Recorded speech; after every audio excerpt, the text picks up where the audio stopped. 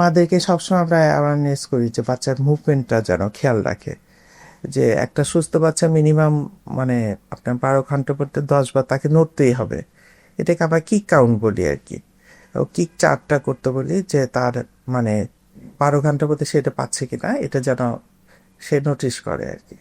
এটা একটা খুবই গুরুত্বপূর্ণ, প্রত্যেকটা ভিজিটে আমরা বলতে থাকি, আমি জিজ্ঞেস করি নড়াচড়া ঠিক আছে কিনা এবং তার সে কত দিনের মতো কত পায়। আর যদি কখনো দেখা যায় less than 10, 12 ঘন্টা পর্যন্ত 10-এর কম, তখন বলে দেয় ইমিডিয়েট এমার্জেন্সিতে চলে আসতে। তখন আসলে আমরা আবার কিছু কিছু টেস্ট, আলট্রাসাউন্ড বা আমরা হার্টবিট সব কিছু তখন দেখি, অবজারভেশনে রাখি, রেখে যদি দেখি যে না মুভমেন্ট আবার ঠিকই পাচ্ছে, তখন আমরা বাসায় ছেড়ে দিই আর কি।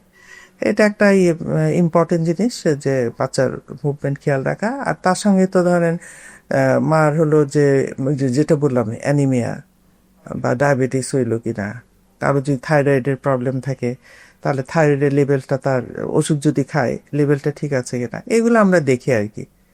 আর ভিটামিন ডিটা একটা ভেরি ইম্পর্টেন্ট জিনিস।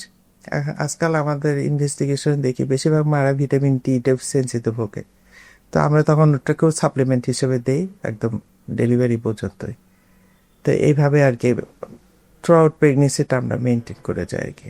আর লাস্ট ট্রাইমেস্টারে আরেকটা যেটা হলো প্ল্যানিং অফ দ্য ডেলিভারি, মাদের সাথে কথা বলি, যাদের আগে প্রিভিয়াস সিজারের সেকশন আছে 2-3টা বা 1 সিজারেন সেকশন, এখন যদিও অনেকে নর্মাল ডেলিভারি করে।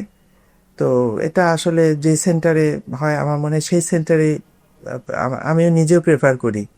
কেউ যদি ডিজায়ার করে যে আমি আগে বাচ্চাটা সিজার হয়েছে আমি এখন নর্মাল চাই, আর যদি তার প্যাসেজটা ঠিক থাকে, তখন আমি ইউজুয়ালি আমি ব্যক্তিগতভাবে ওই সেন্টারগুলো যারা করে আমাদের, আমরা জানি যে উমুকে এরা এরা করে, তাদের কাছে রেফার করে দিই। আর 2-3 সেকশনে সাধারণত কখনোই প্রেফার করি না আমরা, আবার নর্মাল ডেলিভারি রিপিট সিজারেন সেকশনটাই করা হয় আর কি। তো ওটা প্ল্যানিং করা হয়। তো বাচ্চা যখন ওনার ম্যাচুরিটি হয়ে যায়, ম্যাচুরিটি হয়ে গেলে আমরা তখন একটা সুইটেবল একটা ডেট, ম্যাচুরিটি মানে 37 হয়ে গেলে এটা ফুল ম্যাচুর, কখন আমরা 38 এজে করে দিই আর কি। 38 যায় তখন প্ল্যান প্ল্যান ওয়েতে তখন সিজারটা করে দিই।